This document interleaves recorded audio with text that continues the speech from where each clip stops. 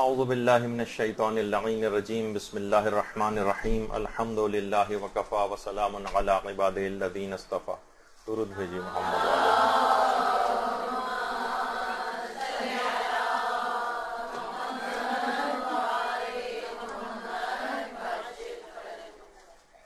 بہترین نماز کیسے پڑھیں، اس عنوان پر جو درس ہمارے پچھلے سیشن میں شروع ہوئے تھے،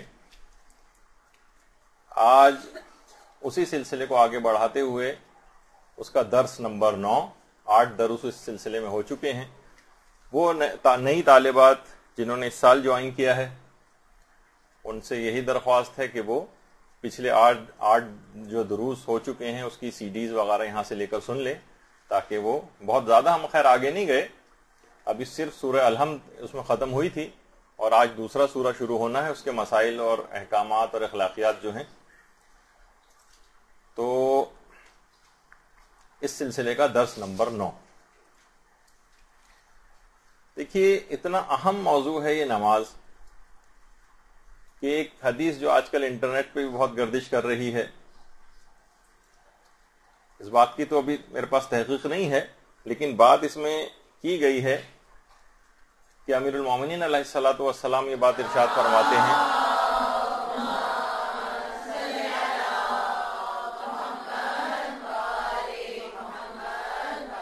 کہ مجھے وہ شخص پسند نہیں آتا جس کی پیشانی صاف ہو اور اس پر سجدے کا نشان نہ ہو. مقصد کہنے کا یہی ہے کہ جو عبادات کے اندر سر نہ جھکاتا ہو، پروردگار کو سجدہ نہ کرتا ہو، ایسے شخص کے چہرے کی طرف ائمہ معصومین دیکھنا بھی گوارا نہیں کرتے. اس سے کم نماز کی اہمیت پتہ چلتی. دیکھیے، جو شخص بھی نماز نہیں پڑھتا ہے، اس کے معنی یہ ہیں کہ کچھ گناہ اس کے ساتھ ایسے مسلسل ہو رہے ہیں جس سے اس کی یہ توفیق نماز اس سے سلب ہو گئی.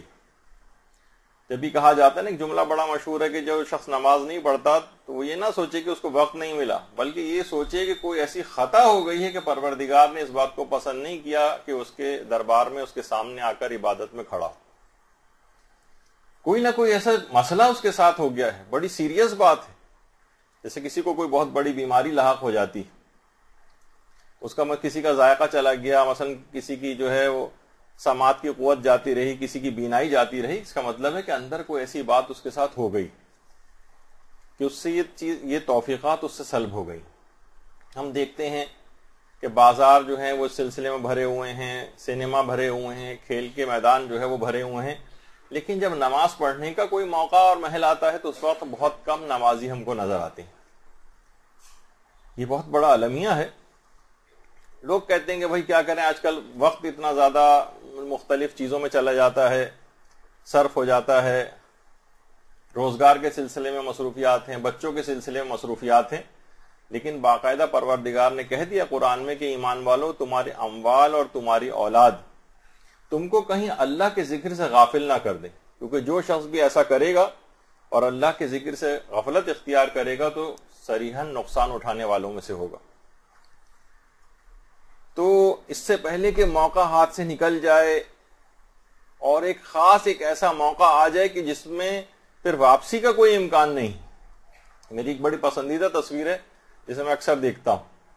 یہ والا موقع سمجھیں کہ قبر میں انسان لیٹا ہوا اور آخری پتھر رکھے جانے والے، اب ساری دنیا کی تمام چیزوں سے اب اس کا انقطاع ہو جائے گا، قطع تعلق ہو جائے گا، اور پروردگار کی طرف اب ایک بڑا سفر شروع ہو جائے گا. اس موقع کے آنے سے پہلے اپنے آپ کو ٹھیک کر لینا، اپنی نمازوں کو بہتر بنا لینا ہے، اپنی عبادات کو بہتر بنا لینا ہے. تو اور اتنی عبادت کرنا ہے کہ اسلام کا تقاضا بھی ہے کہ گویا مومن ایک خود مجسم نماز بن جائے. تو بہرحال ہم یہ دیکھتے ہیں کہ ہمارے امام حسین علیہ الصلوۃ والسلام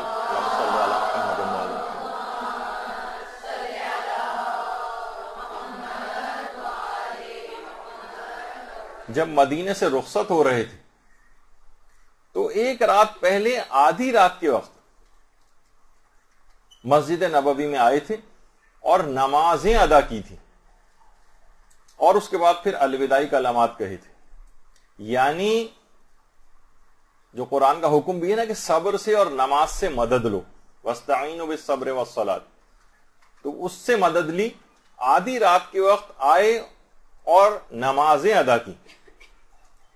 اور اس کے بعد ہم یہ دیکھتے ہیں کہ مکے سے لے کر اور کربلا تک جتنے بھی خطبات امام مظلوم نے دیے ہیں، سب سے پہلے نماز ادا کی ہے اور پھر خطبات جا کر دیے. اور یہی وجہ ہے کہ علماء یہاں پر ایک بات فرماتے ہیں کہ جب بھی کوئی اہم کام آپ کو درپیش ہو، پہلے انسان 2 رکعت نماز پڑھے اور اس کے بعد پھر اہم کاموں کے لیے نکلے. مثلا کسی کی جاب کا انٹرویو ہے، اسے جانا ہے، جاب میں لینی ہے، اس کو بہت ضرورت ہے، 2 رکعت نماز پڑھے اور پھر اس کے بعد انٹرویو کے لیے جائے. کوئی کاروباری ڈیل کرنی ہے، 2 رکعت نماز پڑھے اور پھر کاروباری ڈیل کے لیے جائے. امتحانات دینے کے لیے آپ جا رہی ہیں، 2 رکعت نماز پڑھیں اس کے بعد جائیں. کسی جگہ لڑکی کا کوئی رشتہ طے پانے والا ہے، لوگ آنے والے ہیں، خود جانے والے ہیں کسی جگہ، 2 رکعت نماز پڑھیں اور اس کے بعد پھر اس اقدام کے لیے جائیں. یعنی اور خود مستحبات میں سے بھی ہے کہ جب بھی انسان شادی کا ارادہ کرے تو مستحب یہ کہ اس وقت 2 رکعت نماز پڑھے. تو اہم ترین کاموں کے سلسلے میں مثلا آج کل خاندانی جھگڑے بہت بڑھتے جا رہے ہیں، صلح صفائی کے لیے جانا ہے، 2 رکعت نماز پڑھیں اور پھر صلح کے لیے جائیں. تو اسی طرح سے باوضو ہو کر جانا، نماز پڑھ کر جانا، یہ سب مسائل کو حل کرنے والی چیزیں. جتنے بھی اہم ترین کام ہیں، جیسے کہ ابھی آپ نے سنا کہ امام خطبات پڑھتے تھے، خطبات دیتے تھے اور اس سے پہلے نمازیں پڑھ کے جاتے تھے. اور جس وقت امام نے باقاعدہ مہلت بھی مانگی تھی، عاشور کے دن ظہر کے وقت اپنے اصحاب سے خطاب کیا تھا، تو یہی بات کہی تھی کہ سلوہم ان یکفوا عنا حتی یصلی، ان کوفیوں سے کہو کہ جنگ کو روک دیں تاکہ ہم نماز ادا کر سکیں، جنگ کو روک دیں تاکہ ہم نماز ادا کر سکیں. اور باقاعدہ ابن طاؤس نے اپنی کتاب میں لکھا ہے کہ امام حسین علیہ السلام کی اس نماز کو دیکھ کر 32 افراد یزیدی فوج کے اتنے متاثر ہوئے تھے کہ اسی وقت لشکر امام سے آ کر مل گئے تھے، اسی نماز کو دیکھ کر.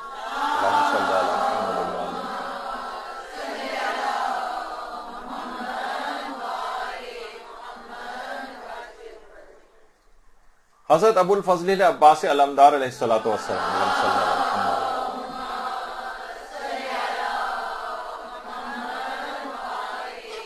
جو قاتل تھا حضرت عباس علمدار کا، اس نے کوفے میں باقاعدہ یہ بات آ کر کہی تھی کہ میں نے ایک ایسے جوان کو قتل کیا ہے جس کی دونوں آنکھوں کے درمیان پیشانی پر سجدے کا نشان تھا. یعنی جو بات اس نے حضرت عباس کے متعلق کہی. تو اب آپ دیکھیے خود امام حسین علیہ السلام نے جس طرح کا جملہ بھی مشہور ہے، سنتی ہیں کہ نماز کو انہوں نے بچایا. اور یہی وجہ ہے کہ جو باقاعدہ فضیلت ہے ایک، اور مسافر کو اس بات کا اختیار ہے کہ حرم امام حسین علیہ الصلوۃ والسلام میں اللہم صلی علی محمد.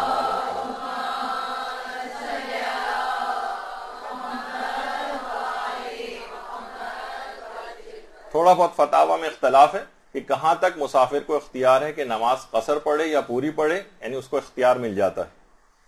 یعنی یہ امام حسین نے نماز کو بچایا تو مسافر کو سفر میں نماز قصر کرنا ہے، لیکن حرم امام حسین میں خاص قبر امام سے خاص فاصلے تک کے درمیان مسافر کو اس بات کا اختیار ہے کہ وہ نماز پوری بھی پڑھ سکتا ہے اور قصر بھی پڑھ سکتا ہے، اور پوری پڑھنے کا ثواب زیادہ ہے. یعنی ایک جو تاثر دیا جاتا ہے کہ جو بھی کوئی شخص ماتم کرتا ہے، کچھ اس پر سے عبادات اور نمازیں ساقط ہو جاتی ہیں، ایک عمومی تاثر جو لوگوں کے اندر ایک قائم ہو گیا ہے نوجوانوں میں، اس سے اس بات کی نفی ہوتی ہے کہ وہاں پر جا کر نماز کم نہیں ہو رہی ہے، بلکہ جہاں پہ کم ہو جانی چاہیے تھی وہاں پہ 2 رکعت بڑھا دی گئی، یعنی پورا 4 رکعت پڑھنے کا اس کو اختیار دیا گیا ہے. تو بہرحال یہی وجہ ہے کہ اسی شوق نماز تاکہ اس میں بیدار ہو، شوق زیارت بیدار ہو، کہ جو نماز زیارت امام حسین کا بھی جو ثواب ہے کہ 1000 روایت میں کہ 1000 حج کا ثواب ملتا ہے، 1000 عمروں کا ثواب ملتا ہے، 1000 غلام آزاد کرنے کا ثواب ملتا ہے، اور پیغمبر اسلام کے ساتھ 1000 حج کے برابر ثواب دیا جاتا ہے زیارت 2 رکعت زیارت امام حسین کی جو نماز ہے اس کا. درود بھیجیے اللہ صلی اللہ علیہ وسلم.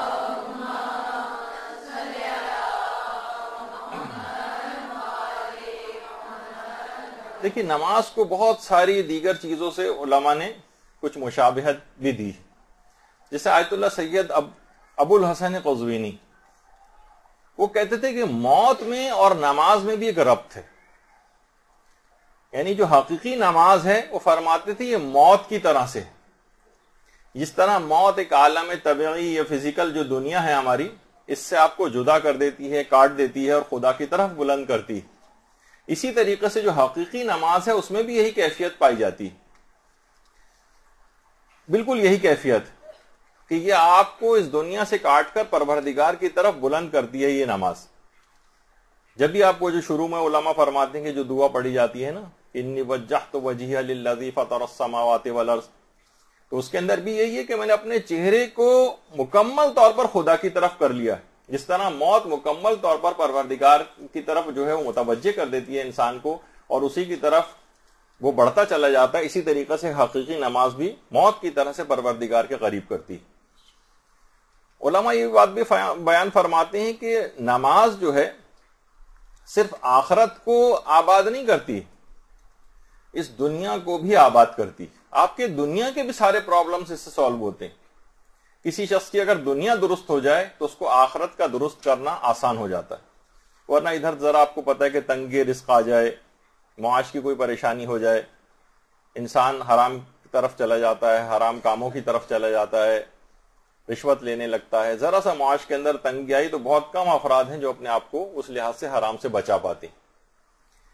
تو اگر دنیا کے کام بھی نماز دنیا کے کام بھی آسان کرتی ہے، وہ رزق کے اندر بھی وسعت لے کر آتی ہے، جیسے کہ ابھی آگے چل کر آئے گا، تو صرف آخرت کا ہی اس کے اندر مسئلے مسائل کا حل نہیں ہے، بلکہ دنیا کے بھی تمام مسائل کا حل نماز میں۔ اور یہی وجہ ہے کہ جتنے بھی بڑے بڑے عرفاء ہمارے گزرے ہیں ان کے بھی جو استاد تھے، آیت اللہ سید علی آقا قاضی، جن کا اکثر و بیشتر ذکر آتا ہی رہتا ہے، وہ خود فرماتے تھے کہ اگر کوئی شخص اپنی نماز کو درست کر لے، فقط نماز کو درست کر لے، اور اسی موضوع پر ہمارا درس بھی چل رہے ہیں، بہترین نماز کیسے پڑھیں، اگر کوئی شخص اپنی نماز کو درست کر لے اور اسے مقامات معنوی حاصل نہ ہو تو وہ میرے چہرے پر آ کر تھوک دے۔ اتنی اہم ترین چیز ہے اپنی نمازوں کو اور اپنی عبادات کو بہتر سے بہتر بنانا، کہ اگر کسی شخص نے اپنی نماز کو بہتر کر لیا تو بہت بڑے مقامات معنوی جو روحانی اور عرفانی مقامات ہیں اس کو حاصل ہو جائیں گے۔ کہا کسی کو حاصل نہ ہو وہ میرے چہرے پر آ کر تھوک دے۔ آیت اللہ علی آقا قاضی نجف اشرف میں جو وادی السلام جو قبرستان ہے وہاں پر ان کی قبر مبارک بھی ہے، تو ایک ایسی چیز ہے۔ اسی طرح سے آیت اللہ حسن علی نخودکی اصفہانی، جن کے نماز کے بعد کا عمل اکثر آپ کرتی ہیں، آیت الکرسی اور سورہ قل اللہ والا، یہ اپنے بیٹے کو نصیحت کرتے تھے، کہتے تھے بیٹا اگر 40 دنوں تک بھی تم اگر مسلسل عبادات کرتے رہو، مسلسل ریاضیات کرتے رہو، مستقل نیک اعمال انجام دیتے رہو اور فقط کوئی سے ایک دن نماز فجر قضا کر دو، تو یہ بات یاد رکھ لو کہ تمہاری ساری پچھلی عبادات، ساری پچھلی ریاضیات سب بے قیمت ہو کے رہ جائیں گی، حبام منصورہ ہو جائیں گی، بالکل غائب ہو جائیں گی، جیسے کبھی انجام ہی نہ دیوں۔ اس طرح سے اس کا ثواب غارت ہو جاتا ہے۔ یعنی کتنے ہی انسان نیک اعمال انجام دے لے اور 40 دنوں تک مسلسل انجام دیتا رہے اور فقط ایک دن کی نماز فجر قضا کر دے، سارے پچھلے نیک اعمال کا بالکل نیک اعمال ضائع ہو جاتے ہیں۔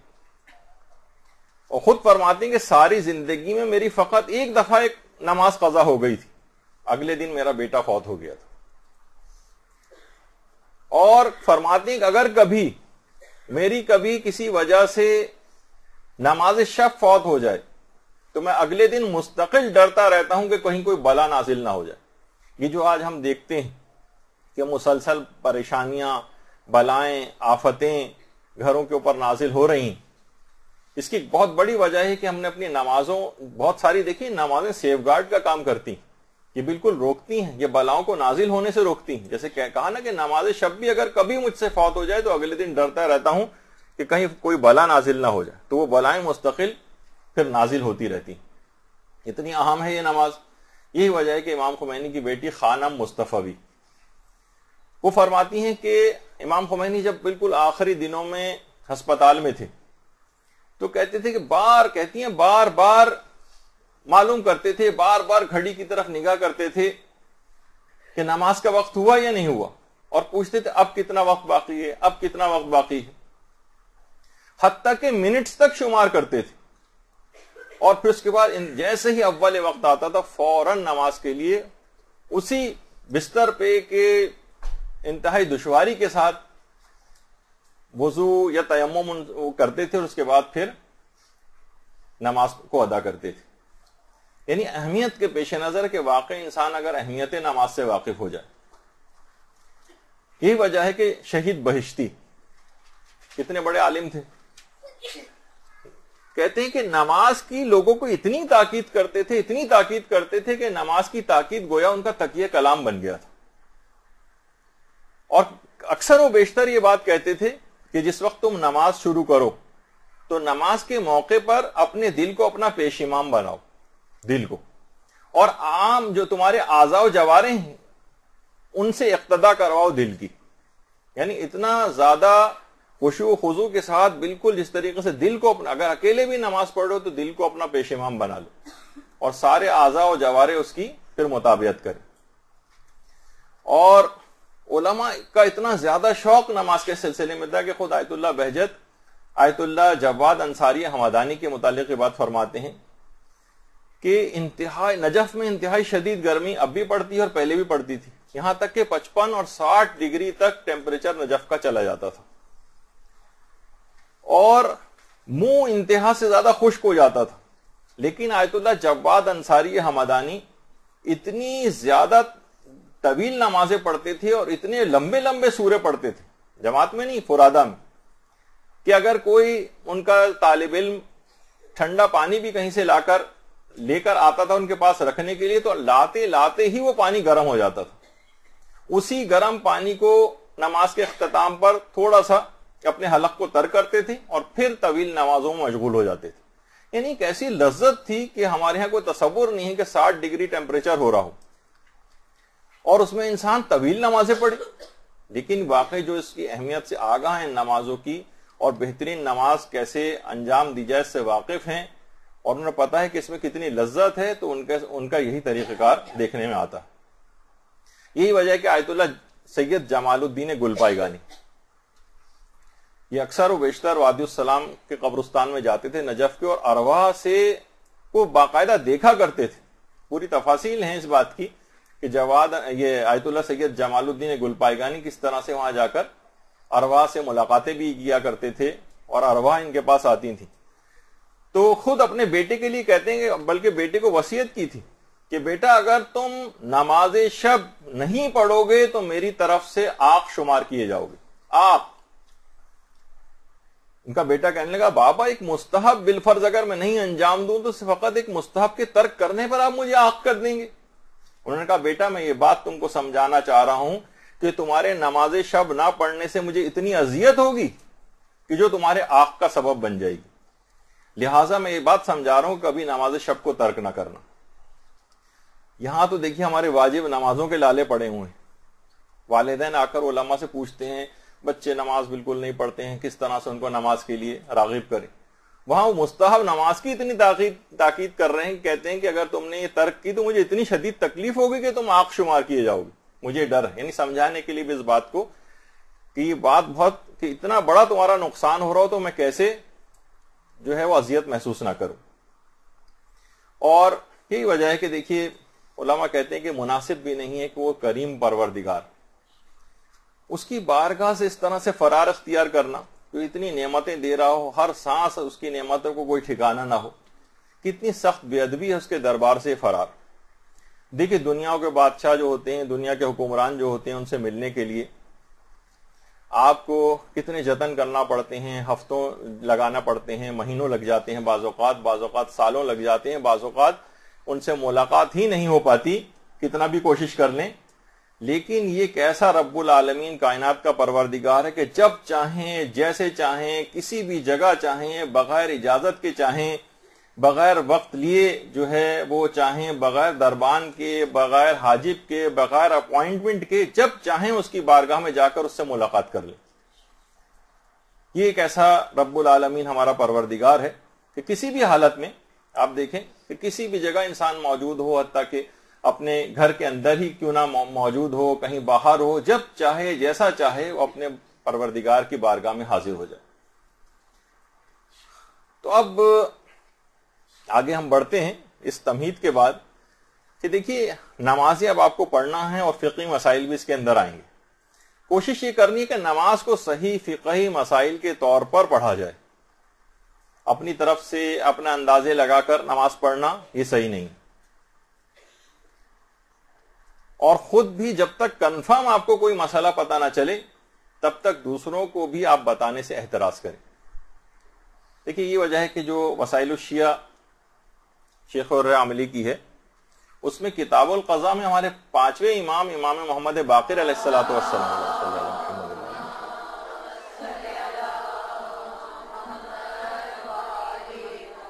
فرماتے ہیں کہ جو شخص ایسی چیز کے بارے میں فتویٰ دے جس کا اسے خدا کی طرف سے علم نہ ہو، یا اسے سراغ بھی اس بات کا نہ ملے کہ میں بات کہاں سے بیان کر رہا ہوں، تو رحمت کے اور عذاب کے تمام فرشتے اس پر لعنت کرتے۔ اپنی طرف سے فتویٰ دینے کے معنی گویا آپ اپنی طرف سے جو ایسی اندازے سے مسئلے بتا دیتی ہیں، تمام عذاب کے اور تمام رحمت کے فرشتے اس پر لعنت کرتے ہیں۔ اور جو شخص بھی ان لوگوں کے فتوے پہ عمل کر لیتا ہے، یعنی کسی سے بھی پوچھ لیا، ناقابل اعتبار شخص کی بات پہ بھی عمل کر لیا، دیکھا دیکھی عمل کر لیا کسی کے، تو فرماتے ہیں اگر کسی نے اس شخص کی بات پر عمل کر لیا تو اس کی ذمہ داری بھی اسی شخص پر ہی ہوگی۔ تو بہرحال دیکھیے مسئلہ خواہ چھوٹا ہو یا بڑا ہو، غلط بتانا یا غلط عمل کرنا یہ بالکل غلط ہے۔ یہ بھی ہمارے 5ویں امام بات ارشاد فرماتے ہیں کہ اللہم صلی علی محمد،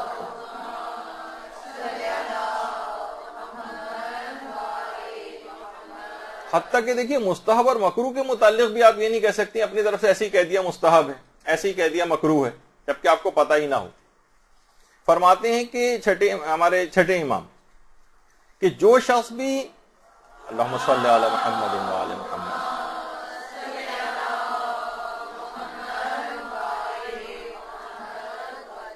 کہ جو شخص بھی صرف 2 درہم کی حقیر رقم کے بارے میں بھی حکم خدا کے خلاف عمل کرے گا، خدا کی قسم وہ کافر۔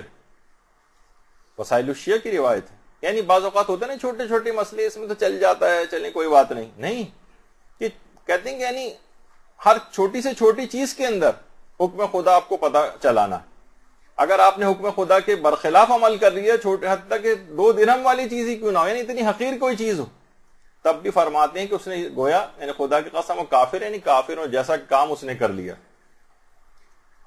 تو پچھلی بار یہاں تک ہماری گفتگو مکمل ہوئی تھی کہ ہم نے سورہ الحمد مکمل کر دی تھی، اور آج سورہ الحمد کے بعد آگے کے مراحل کو ہمیں دیکھنا ہے۔ اچھا اب دیکھیے کہ سورہ الحمد جیسی ختم ہو اس کے پڑھنے کے بعد کیا کریں۔ بعض مجتہدین یہ فرماتے ہیں، جس میں آیت اللہ خامنئی بھی شامل ہیں، وہ فرماتے ہیں کہ اس کے بعد الحمدللہ رب العالمین، چاہے فرادہ نماز ہو چاہے جماعت سے پیش امام نے ختم کی ہو، الحمدللہ رب العالمین کہہ سکتے ہیں۔ آقا خامنئی باقاعدہ ان کا استفتاء بھی ہے، جو ان سے یہ پوچھا گیا کہ اگر کوئی شخص فرادہ نماز پڑھ رہا ہے تو کیا مستحب ہے اس کے لیے کہ وہ الحمدللہ رب العالمین کہے، تو اس میں انہوں نے فرمایا ہے اس کے جواب میں کہ مذکورہ صورت میں بھی مستحب ہے۔ یعنی جماعت میں بھی یہی مسئلہ ہے کہ جیسے پیش امام اگر سورہ الحمد کو ختم کرے تو مقتدی الحمدللہ رب العالمین کہیں، اور فرادہ نماز میں آیت اللہ خامنئی یہ فرماتے ہیں۔ البتہ آغا سیستانی فرماتے ہیں کہ اس کا استحباب فقط مقتدیوں کے لیے اس وقت ہے کہ جب امام جماعت سورہ الحمد کو ختم کرتا ہے۔ اچھا وہ بھی سب لوگ آہستہ سے کہیں الحمدللہ رب العالمین۔ ہمارے ہاں عام طور پر انڈیا اور پاکستان میں پیش امام کے ختم کرنے کے بعد بہت تیز آواز میں سارے مقتدی کے پیش امام سے بھی ان کی آواز بہت زیادہ بلند ہو جاتی ہے، بہت زور سے کہتے ہیں، تو اس سے جماعت کا ثواب بھی کم ہونے کے امکانات ہوتے ہیں۔ تو اس چیز سے احتراز کرنا چاہیے اور آہستہ سے یہ جملہ کہا جائے۔ تو البتہ اگر فرادہ نماز میں بھی آیت اللہ سیستانی کے مقلدین بھی کہہ دیں اگر الحمدللہ رب العالمین، تو بہرحال اس سے نماز تو غلط نہیں ہوتی، لیکن وہ کہتے ہیں کہ یہ مسئلہ اصلاً نماز جماعت کا ہے، فرادہ نماز کا مسئلہ نہیں ہے۔ لیکن جیسے کہ آپ نے آیت اللہ خامنہئی کا سنا کہ وہ اجازت دیتے ہیں۔ اچھا، اسی طریقے سے ایک سورہ ختم ہونے کے بعد، جیسے اگر الحمد کے بعد آپ نے سنا کہ یہ کہا جائے، اسی طرح سے سورہ قل هو اللہ احد اگر کوئی شخص پڑھ رہا ہے تو اس کے بعد ایک جملہ کہنا مستحب ہے، کذالک اللہ ربی یا کذالک اللہ ربنا۔ یہ مختلف آپ نے ہو سکتا ہے کبھی نماز جماعت پڑھی ہو تو اس کے اندر یہ جملے جو ہیں وہ آتے ہیں۔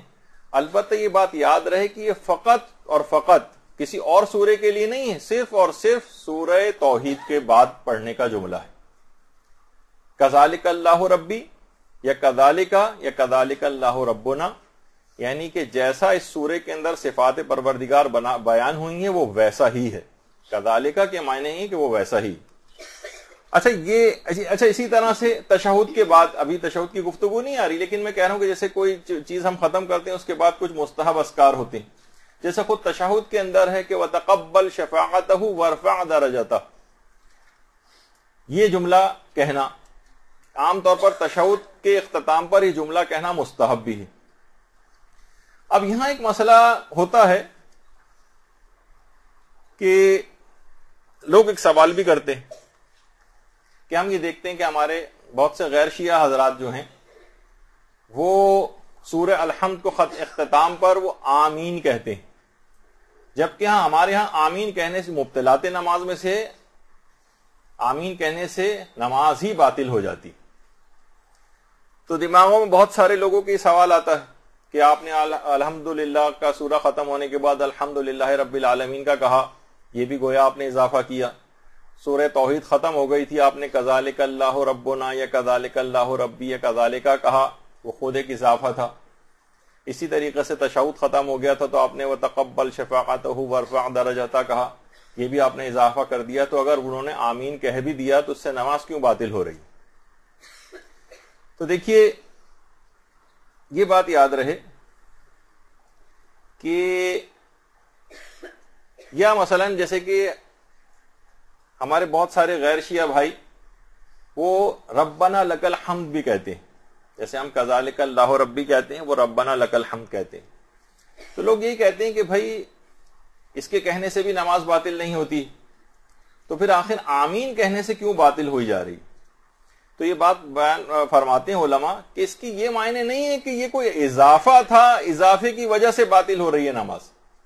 آمین کہنے سے اس وجہ سے نماز باطل ہوتی ہے کیونکہ الگ سے روایات میں اس کا تذکرہ آیا ہے، باقاعدہ پیغمبر اسلام نے آمین کا لفظ ذکر کر کے منع کیا ہے کہ آمین مت کہو، منع کیا اس سے۔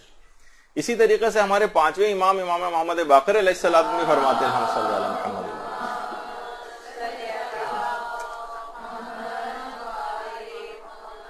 انہوں نے بھی منع کیا کہ آمین مت کہو۔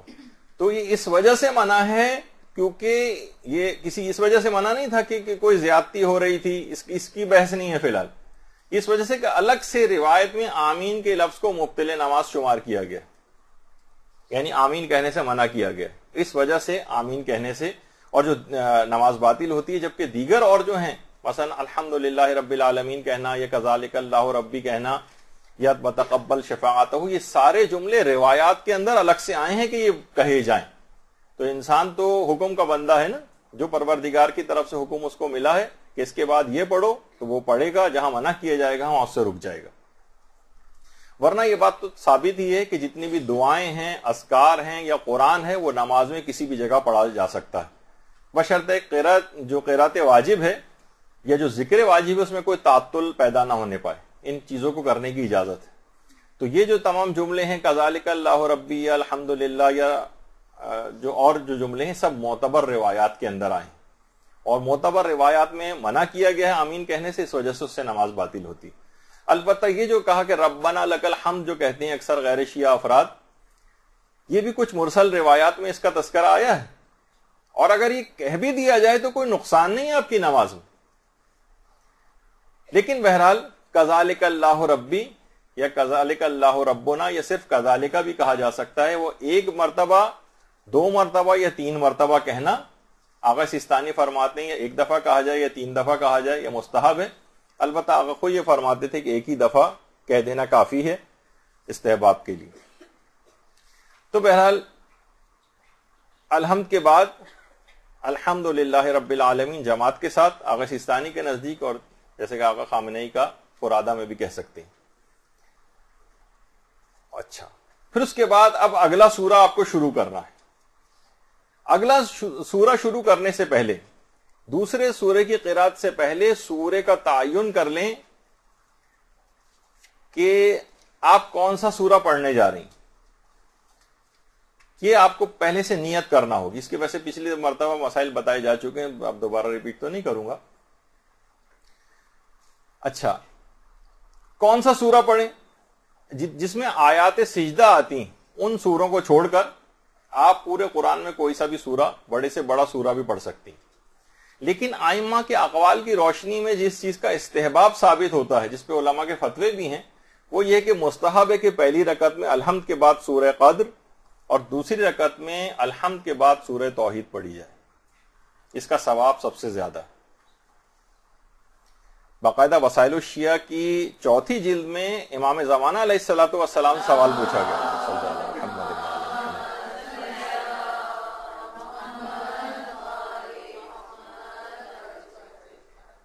باقاعدہ سوال پوچھا گیا کسی نے کہ مولا میری جان آپ پر قربان، نماز کی پہلی اور دوسری رکعت میں کیا پڑھوں؟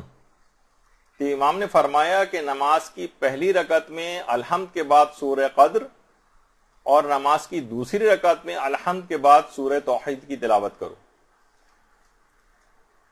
اور امام نے آگے ایک جملہ ارشاد فرمایا جس سے ان سوروں کی اہمیت پتہ چلتی. امام نے فرمایا مجھے تعجب ہے ان لوگوں پر جو نمازوں میں سورہ قدر اور سورہ توحید نہیں پڑھتے، ان کی نمازیں بارگاہ خداوندی میں قبول کیسے ہوتی ہیں. کتنا اہم ترین. دیکھیں ہم لوگ پڑھتے تو ہیں لیکن اندازہ نہیں ہے کہ اس کا فائدہ اور ثواب کیا ہے. اچھا، ایک اور روایت میں بھی جو اصول کافی کی 3ری جلد کی روایت ہے کہ پیغمبر اسلام پہلی رکعت میں اللہم صلی علی محمد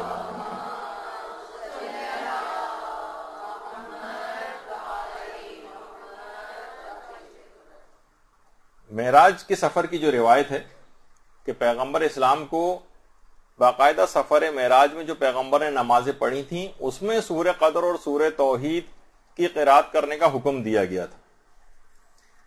کہ پیغمبر اسلام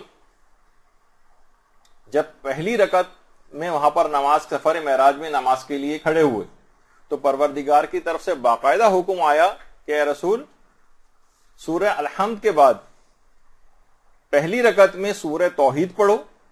اچھا دیکھیے ذرا الٹا حکم، جو ہمیں جو استحباب کا حکم ہے اس کی وجہ اور بیان ہوئی، لیکن پیغمبر کو پہلی رکعت میں حکم یہ ہوا کہ اے رسول آپ پہلی رکعت میں سورہ توحید پڑھیں. پیغمبر اسلام نے الحمد کے بعد سورہ توحید پڑھی.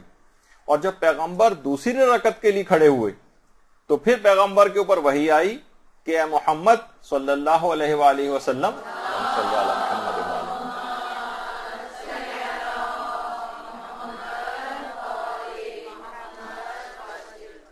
دوسری رکعت میں الحمد کے بعد سورہ قدر کی تلاوت کرو. اور پھر رسول نے دوسری رکعت میں سورہ قدر کی تلاوت کی. پھر کہا کہ یہ سورہ روز قیامت تک آپ کی اور اہل بیت، آپ کے اہل بیت سے منسوب ہے، اور یہ آپ کی اور آپ کے اہل بیت کا پہچان نامہ ہے جس میں آپ کا شجرہ موجود ہے. اصول کافی کی باقاعدہ جو سورہ قدر ہے اتنا اہم ترین سورہ ہے. اچھا، ہمیں اس کے البتہ استحباب کا حکم تقریباً اس کے برخلاف ملا ہے.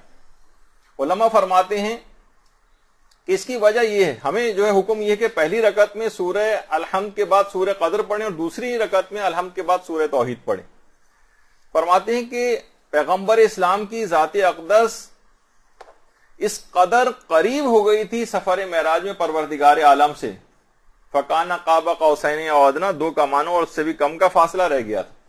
ظاہر ہے کہ جسمانی فاصلہ نہیں تھا، یعنی قرب کی ایسی منزل پہ پہنچ گئے تھے کہ گویا خالق و مخلوق کے درمیان انتہائی کم فاصلہ تھا، تو حکم ہوا کہ اس موقع پر سورہ توحید کو پڑھو، کہ کہا کہ اے رسول سورہ توحید میں میری نسبت کا ذکر ہے، اور دوسری رکعت میں سورہ قدر پڑھو جو تمہارے اہل بیت سے خاص نسبت رکھتی، یعنی پہلی رکعت میں پروردگار عالم سے نسبت، اور دوسری رکعت میں تمہارے اور تمہارے اہل بیت سے نسبت۔ اس میں تمہارے اہل بیت کا شجرہ نامہ ذکر ہوا ہے، یعنی اس خاص موقع پر پیغمبر اسلام کو یہ حکم تھا۔ ہمارے لیے البتہ وہی حکم ہے جو اس سے پہلے میں نے ذکر کیا۔ تو کیونکہ سورہ قدر کی جب تلاوت کی جاتی تو گویا ہم ان ہستیاں جو اہل بیت سے وابستہ، جو اہل بیت کے اندر شامل ہیں، ان کا واسطہ اور توسل دے کر ہم پروردگار کی بارگاہ میں جاتے ہیں، اور تاکہ ان کے واسطے اور توسل سے ہماری نمازیں قبول ہو جائیں۔ تو دوسری رکعت میں یا پہلی رکعت میں اگر آپ سورہ قدر کو پڑھ رہی ہیں تو گویا آپ ان معصوم ہستیوں کا واسطہ اور توسل اور صدقے کے ذریعے اپنی نمازوں کو قبول کروانا چاہتی ہیں۔ جس طریقے سے درود کے ذریعے قبول ہوتی ہیں عبادات، اسی طریقے سے سورہ قدر کے ذریعے بھی عبادات کو قبول کروایا جاتا ہے۔ درود بھیجیے محمد والے۔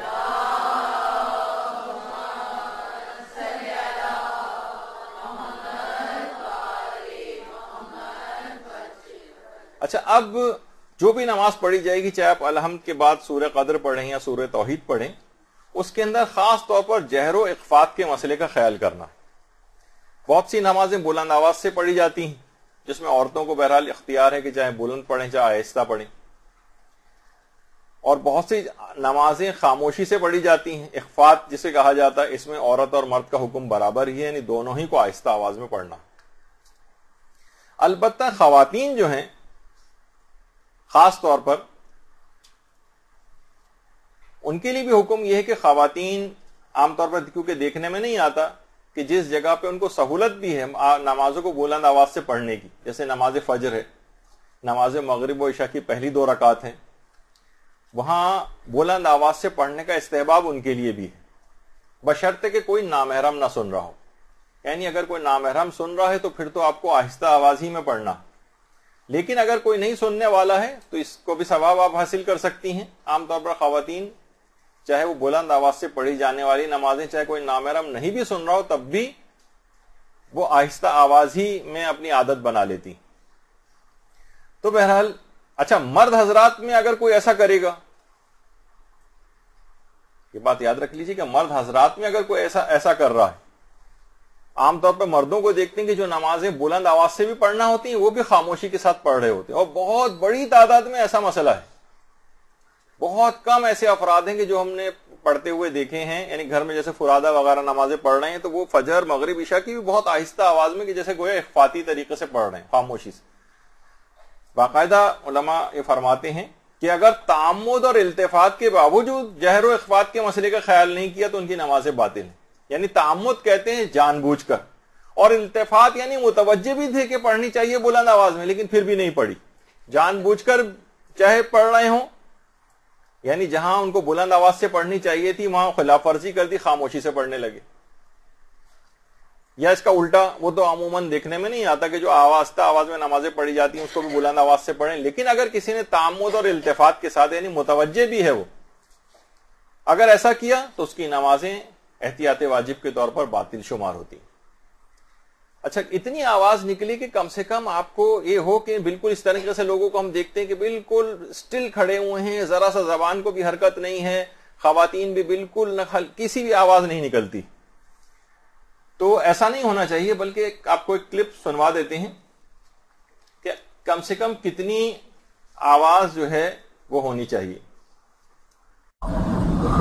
اللہ اکبر، بسم اللہ الرحمن الرحیم، الحمد للہ رب العالمین، الرحمن الرحیم، مالک یوم الدین، ایاک نعبد و ایاک نستعین، اہدنا الصراط المستقیم، صراط الذین انعمت علیہم غیر المغضوب علیہم ولا الضالین۔ اللہ اکبر، اللہ اکبر، تکبیرۃ الاحرام۔ الرحيم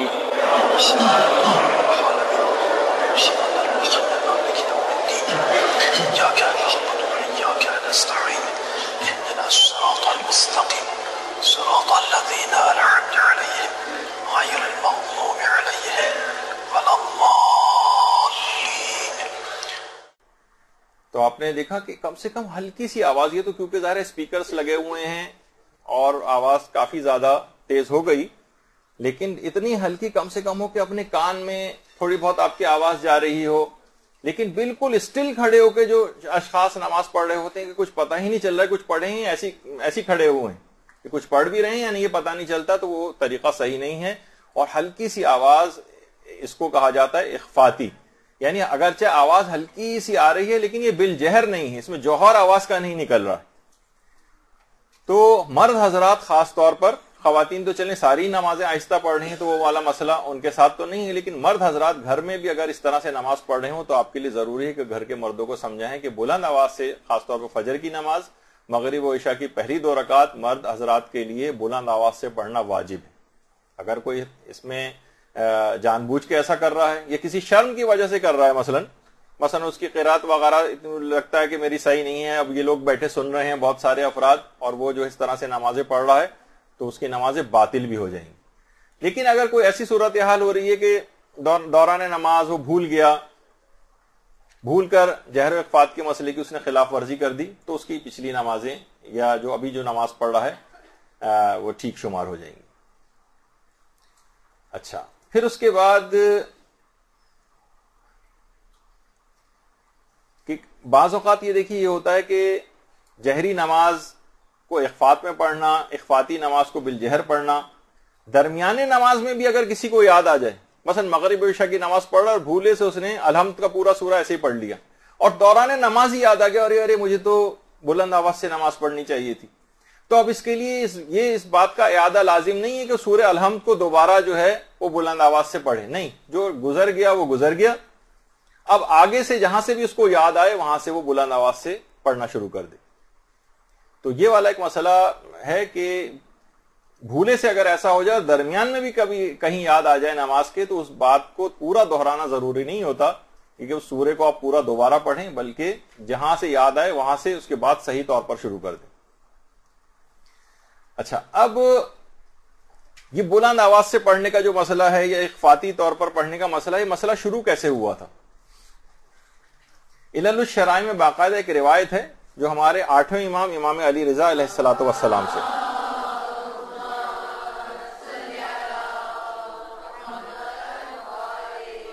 جو کہ فضل ابن شاذان جو راوی ان کے حوالے سے شیخ صدوق نے علل الشرائع میں نقل کی, کہ 8ویں امام یہ بات بیان فرماتے ہیں کہ بلند آواز سے جو پڑھی جانے والی نمازیں ہیں یہ اندھیرے اوقات میں پڑھی جاتی ہیں. یعنی ابتدان جب یہ حکم آیا تھا تو ظاہر ہے کہ رات ہی کو, یعنی اس وقت اندھیرا ہوتا ہے چاہے فجر کی نماز ہی کیوں نہ ہو, اور اسی طریقے سے مغرب و عشاء کی جو پہلی 2 رکعت ہوتی ہیں, تو فرمایا کہ تاکہ راستہ گزرنے والے سمجھ جائیں کہ یہاں پر نماز ہو رہی ہے, وہ سمجھ جائیں کہ یہاں پر نماز ہو رہی ہے اور وہ بھی اس میں شریک ہو جائیں, اور اندھیری کی وجہ سے نہ جو دیکھ سکتے ہو تب بھی کم سے کم آواز نماز سن کر وہ نماز میں شریک ہو جائیں. اور دن میں کیونکہ ہر چیز آنکھوں سے نظر آ رہی ہوتی ہے اور نمازی نماز پڑھتے ہوئے بھی نظر آ رہے ہوتے ہیں, تو دن میں حکم اس وجہ سے نازل ہوا کہ دن میں آہستہ آواز میں نماز پڑھو. تو اس طرح سے یہ نمازوں کے جہر و اخفات کا مسئلہ تھا, اگرچہ اس زمانے میں اس طور پر, لیکن بعد میں اسی طور پر ہی اس کو حکم کو برقرار رکھا گیا. اچھا, البتہ جو جمعے کا دن ہے, جمعے کے دن ظہر کی نماز جو ہے وہ بلند آواز سے آپ پڑھ سکتی ہیں, جمعے کے دن ظہر کی نماز. اچھا, یہ حکم جو ہے اس کے مستحب ہونے کا کہ ظہر کی نماز کو جمعے کے دن بلند آواز سے پڑھا جائے, یہ خواتین کے لیے بھی ثابت ہے اس کا مستحب ہونا. یعنی خواتین بھی بآواز بلند بشرطے کوئی نامحرم سننے والا نہ ہو, وہ جمعے کے دن ظہر کی نماز بآواز بلند پڑھ سکتی. مرد کے لیے بھی مستحب ہے, عورتوں کے لیے بھی مستحب ہے کہ وہ بلند آواز سے پڑھیں. اس دن اجازت کیوں ہے, یہ بھی ہمارے چھٹے امام نے علل الشرائع میں اس کی ایک وجہ بتائی. اللہم صلی علی محمد وعلی محمد.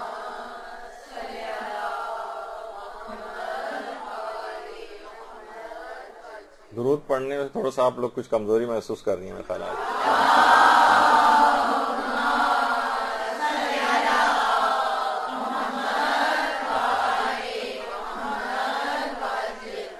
تو چھٹے امام یہ فرماتے ہیں کہ جب پیغمبر اسلام معراج کے سفر پر تشریف لے گئے اس دن جمعے کا دن تھا اور خدا کی طرف سے اچھا جمعے کے دن معلوم ہے کہ جمعے کے دن اسی وقت نماز جمعہ ہوتی جو نماز ظہر کا بھی وقت ہوتا ہے.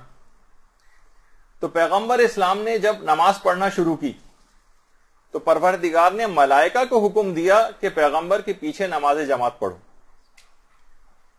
اور پیغمبر کو حکم دیا کہ آپ حمد و سورے کو بلند آواز سے قرات کریں تاکہ ملائکہ کو اس کی فضیلت پتہ چل جائے ان سوروں کی. اچھا پیغمبر نے نماز ظہر کی امامت کروائی. اچھا اس کے بعد اور اس میں بلند آواز سے پیغمبر کو پڑھنے کا حکم دیا گیا. تو ہمارے لیے بھی یہ حکم ہوا کہ نماز جمعہ کے دن اگر کوئی شخص ظہر کی نماز پڑھنا چاہ رہا ہے تو اس کے لیے مستحب ہے کہ نماز ظہر کو بھی بلند آواز سے پڑھ سکتا ہے, مستحب ہے اس کے لیے. اچھا اس کے بعد پھر نماز عصر کا وقت آیا اور نماز عصر میں بھی وہی سارے فرشتے جنہوں نے پیغمبر کے پیچھے نماز ظہر پڑھی تھی وہی سارے کے سارے فرشتے اس موقع پر بھی موجود تھے. تو پیغمبر کو حکم دیا کہ اب نماز عصر آپ آہستہ آواز میں پڑھیں کیونکہ کوئی نیا فرشتہ نہیں ہے, سارے وہی فرشتے. پیغمبر نے نماز عصر کو آہستہ آواز میں پڑھا. تو جمعے کے دن نماز عصر کو بلند آواز سے پڑھنے کی اجازت نہیں, وہ آہستہ آواز ہی میں پڑھنا ہے. پھر روایت میں ہے کہ امام فرماتے ہیں کہ اس کے بعد مغرب اور عشاء اور فجر کی نمازیں بھی پیغمبر نے پڑھائیں, ملائکہ نے ان کے پیچھے پڑھی, لیکن ان نمازوں میں کوئی نیا فرشتہ شامل نہیں ہوا. تو وہی والا حکم جہری حکم ہی ان کے لیے رہا. یعنی یہ فقط اور فقط جمعے کے دن ظہر کے وقت کا مسئلہ تھا کہ جس کے اندر سے اس حکم کو اٹھایا گیا کہ اس کو آہستہ آواز میں نہیں پڑھنا ہے بلکہ بلند آواز سے پڑھنا ہے تاکہ ان کو ان نمازوں کی ان سوروں کی فضیلت پتہ چل جائے. اور ایک باقاعدہ خصال میں جو شیخ صدوق نے بھی روایت لکھی ہے کہ رسول سے ایک دفعہ یہودیوں نے کچھ سوالات پوچھے تھے. 7 سوالات میں سے ایک سوال یہ بھی تھا کہ آخر 3 نمازوں کو بلند آواز سے کیوں پڑھا جاتا ہے. تو پیغمبر نے اس کی ایک وجہ اور بھی بتائی تھی کہ جتنی آواز میں قرات اس کی بلند ہوگی اتنی ہی جہنم کی آگ سے دور ہوتا جائے گا. ایک وجہ یہ بتائی تھی.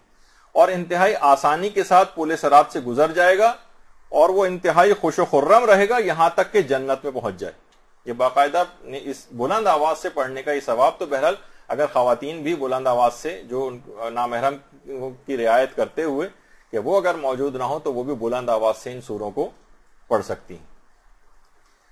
اچھا بس اس کا خیال رہے کہ جہری نمازوں میں آواز بلند کرتے وقت خاص طور پر نامحرموں کی موجودگی کا آپ کو خیال کرنا ہے. اچھا البتہ جو مستحب نمازیں ہیں ان میں آپ کو جہر و اخفات کا مردوں کو بھی اختیار ہے اور عورتوں کو بھی اختیار ہے کہ جتنی مستحب نمازیں ہیں چاہے تو آپ جان بوجھ کر آہستہ پڑھیں چاہے تو بلند آواز سے پڑھیں. یعنی بلکہ یہ بھی کر سکتی ہیں کہ کچھ آیات آپ بالجہر پڑھ لیں اور کچھ آیات آپ خاموشی کے ساتھ پڑھ لیں. ایک رکعت مثلا آپ بالجہر پڑھ لیں اور دوسری رکعت آپ اخفاتی پڑھ لیں یا الٹا کر لیں اس کا. یعنی اس کے اندر کوئی ایسا حکم نہیں ہے کہ کون سے وقت کب جو ہے آواز کو بلند کی جائے کب کم کی جائے. یعنی اس بات کا مکمل طور پر آپ کو اختیار ہے کہ چاہے تو بلند آواز سے پڑھیں چاہے آہستہ آواز میں پڑھیں, چاہے ایک رکعت بلند پڑھ لیں دوسری آہستہ پڑھ لیں, کہ ایک ہی پہلا سورہ مثلا بلند پڑھ لیا دوسرا سورہ اگر پڑھنے جا رہے ہیں تو وہ آہستہ آواز میں پڑھ لیا, چاہے تو پورا دوسرا سورہ چھوڑا بھی جا سکتا ہے, وہ تو بھی آگے چل کر بہرحال آئے گا. تو نماز مستحب میں جہر و اخفات کا آپ کو اختیار ہے. اچھا یہ بات بھی یاد رہے کہ نماز میں جو خاموشی سے پڑھنے کا اور بلند آواز سے پڑھنے کا جو مسئلہ ہے یہ فقط حمد اور سورے کی حد تک ہے. یعنی مردوں کے لیے جو حکم ہے کہ بلند آواز سے پڑھیں, یہ نہیں کہ پوری نماز رکوع کے اذکار, سجدے کے اذکار, تشہد اور رکوع سے اور سجدے سے اٹھتے وقت جو مستحب اذکار پڑھے جاتے ہیں اور تشہد اور سلام یہ سب بھی بلند پڑھا جائے. نہیں, یہ فقط اور فقط حمد اور سورے کا مسئلہ ہے. یعنی الحمد اور دوسرا سورہ یہ بلند آواز سے پڑھنا ہے. یا جو خاموشی سے پڑھنے کا حکم ہے یعنی جو خاموشی سے نمازیں پڑھی جاتی ہیں جیسے ظہر اور عصر ہے, یا مثلا مغرب کی تیسری اور عشاء کی تیسری اور چوتھی رکعت جو پڑھی جاتی ہے وہ آہستہ آواز ہی میں پڑھنا. یعنی جو اخفات ہے یہ مسئلہ صرف حمد اور سورے کی حد تک ہے، ورنہ اس کے علاوہ جو ظہر اثر کی نمازیں ہیں اس میں بھی دیگر اذکار بلند آواز سے پڑھے جا سکتے ہیں. یہ صرف اور صرف حمد اور دوسرے سورے کا مسئلہ ہے. یہ دماغ میں رہے، کیونکہ اکثر لوگ یہ سوچتے ہیں کہ اگر پوری بالجہر پڑھنی ہے تو سارے مستحب اذکار بھی بلند آواز سے پڑھنے. نہیں، ایسا مسئلہ نہیں. اچھا، اسی طرح سے تیسری اور چوتھی رکعت میں جو حمد یا تسبیحات اربع پڑھی جائیں گی وہ بھی آہستہ آوازی میں پڑھنا. اور کچھ علماء یہاں تک بھی بات، اگرچہ مسئلہ تھوڑا سا اختلافی ہے، کہ کچھ کہتے ہیں کہ مثلا اگر آپ الحمد یا سورہ پڑھتی ہوئی جا رہی ہیں تو مثلا آپ نے کوئی آیت پڑھی جو کہ بالجہر پڑھنی ہے، بلند آواز سے پڑھنی، تو وہ کہتے ہیں آخری لفظ تک بالجہر ہونا چاہیے. زیادہ تر علماء کا یہ نظریہ ہے کہ آخری لفظ تک بالجہر، اگرچہ مسئلہ تھوڑا سا اختلافی ہے. یعنی اگر آخر میں جاتے جاتے نماز کم، یعنی آواز کم ہو جائے، یعنی اخفاتی طرف چلا جائے، تو وہ صحیح نہیں ہوگا. یعنی اس میں کوشش یہ کریں کہ جو بلند آواز سے پڑھی جانے والی نمازیں مرد حضرات اگر پڑھ رہے ہیں تو وہ شروع سے آخر تک پوری ہی بلند آواز سے پڑھیں. اچھا، ایک بات اور یاد رہے کہ نماز میں، بلکہ خالی جہری نماز نہیں بلکہ عمومی نمازی کا مسئلہ ہے، یہ جہری کا لفظ نکال دیجئے گا اس میں سے، کہ کیا پورا سورہ پڑھنا واجب ہے یا فقط چند آیات بھی پڑھی جا سکتی ہیں، جیسے کہ اکثر غیر شیعہ حضرات کی فقہ کے اندر ہے یہ مسئلہ. ہمارے فقہ کا مسئلہ یہ ہے کہ احتیاط واجب کی بنا پر زیادہ تر علماء کے نزدیک نماز میں الحمد کے بعد ایک مکمل سورہ پڑھنا ہے، چند آیات پہ اکتفا نہیں کر سکتے. جیسے کہ بہت سے غیر شیعہ حضرات کہتے ہیں مختصر ترین جو قرآن کی آیت ہے مدھمتان، اس کو بھی پڑھا جا سکتا ہے. یعنی الحمد کے بعد صرف یہ مختصر ترین آیت پڑھیں اور اس کے بعد رکوع میں چلے جائیں. ہمارے یہاں ایسا مسئلہ نہیں، ایک آیت یا چند آیات بھی نہیں پڑھی جا سکتی. مثلا 286 آیات کا مثلا جو سورہ بقرہ ہے، آپ کہیں کہ بھائی 150 آیات تو ہم نے پڑھ لی، اس کے اندر بس کافی ہو جانا چاہیے. نہیں، مکمل سورہ پڑھنا پڑے گا. کوئی سا بھی ایک سورہ جس کا آپ انتخاب کریں، بشرطے کہ وہ آیات سجدہ والا سورہ نہ ہو. اس کے علاوہ جو بھی سورہ آپ پڑھیں گی وہ مکمل سورہ پڑھنا ہے. چند چیزوں کے اوپر اکتفا، چند آیات کے اوپر اکتفا نہیں کیا جا سکتا. البتہ اگر کبھی وقت تنگ ہو تو جو دوسرا سورہ یہ چھوڑا بھی جا سکتا ہے. مثلا وقت بہت تنگ رہ گیا ہے، نماز فجر کے لیے آپ نے دیکھا کہ ارے 1-1.5 منٹ رہ گیا خالی، اس میں تو اگر میں پڑھنے جاؤں گی الحمد کے بعد دوسرا سورہ تو نمازی قضا ہو جائے گی، تو اس موقع پر دوسرے سورے کو چھوڑا جا سکتا ہے. یا مثلا وقت کسی اور وجہ سے تنگ ہے، مثلا فلائٹ آپ کی بالکل نکلنے والی، اکثر ایئرپورٹس کے اوپر ایسا ہوتا ہے، فلائٹ نکل جائے گی، بھاگتے ہوئے مثلا آپ کو جانا ہے، یا کوئی خوف ہے یا کوئی مجبوری بھی اگر ہے، یا کوئی آیت اللہ سستانی فرماتے ہیں کوئی ضروری کام ہے، تب بھی دوسرے سورے کو چھوڑا جا سکتا. یعنی واقعی جس کو ضرورت شمار کی جائے. یعنی اگر وقت تنگ ہو یا نقصان کا خوف ہو تو وہ فرماتے ہیں کہ خالی اختیار نہیں ہے بلکہ یہ ضروری ہے کہ دوسرا سورہ نہ پڑھے.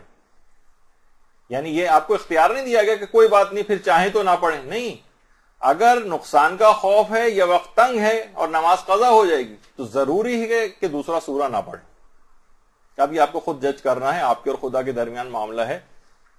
جب بھی گھر کی تمام گھڑیاں وغیرہ بالکل صحیح ایکوریٹ کوشش کریں کہ وہ ہونی چاہیے، کیونکہ 1-1 منٹ کا فرق پڑ جاتا ہے نماز فجر میں. اچھا، اب مستحب نمازوں میں دوسرا سورہ پڑھنا ضروری نہیں. مثلا اکثر لوگ نماز زیارت امام حسین کا مسئلہ پوچھتے ہیں، دیگر اور جو نمازیں ہیں مستحب ان کا مسئلہ عام طور پہ معلوم کرتے ہیں کہ کیا ہم دوسرا سورہ چھوڑ سکتے ہیں. تو جواب ہے کہ جی ہاں، دوسرا سورہ مستحب نمازوں میں چھوڑا جا سکتا ہے، چھوڑ سکتے ہیں. حتیٰ کہ علماء یہاں تک فرماتے ہیں کہ بہت سی نمازیں جو آپ نظر کر کے اپنے اوپر واجب کر لیتی ہیں، مثلا میرا فلاں کام ہو گیا تو میں 2 رکعت نماز پڑھوں گی، اب آپ نے نظر کر کے اپنے اوپر واجب کر لیا وہ نماز، وہ بھی اگر آپ پڑھیں گی تو اس میں بھی دوسرا سورہ پڑھنا واجب نہیں. یعنی اس میں بھی فقط الحمد کے اوپر آپ اکتفا کر سکتی ہیں، خواہ وہ نظر سے واجب شدہ نماز ہی کیوں نہ ہو. اور مستحب نمازوں میں تو ویسے ہی ضروری نہیں ہے کہ دوسرا سورہ پڑھا جائے. ہاں، البتہ کچھ مستحب نمازیں ایسی ہیں جس میں خاص طور پر کوئی یا تو دعا پڑھی جاتی ہے یا کوئی خاص سورہ پڑھا جاتا ہے.